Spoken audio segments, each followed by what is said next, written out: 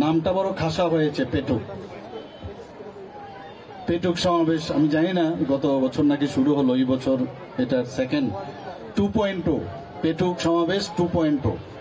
আমরা প্রতি ঘরে সুশাসন 2.0 চলছে, আর পেটুক সমাবেশ এখানে প্রতি নেতাজি প্লে সেন্টারের উদ্যোগে 2.0, এটা সামনের বছর 3.0 হবে।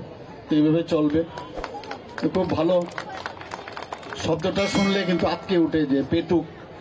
আমরা তো একজন আরেকজনকে এমনিতেই বলি যে তুই তো বড় পেটুক বলি না আমরা, কিন্তু এটাকেও সুন্দরভাবে অনেক সময় ব্যবহার করলে মানুষ সেটাকেও কিন্তু গ্রহণ করে। আজকে এখানে ঢোকার পরে আমি দেখলাম সবার মুখে হাসি এবং একটা আনন্দের পরিবেশ, সেটা দেখতে পাচ্ছি।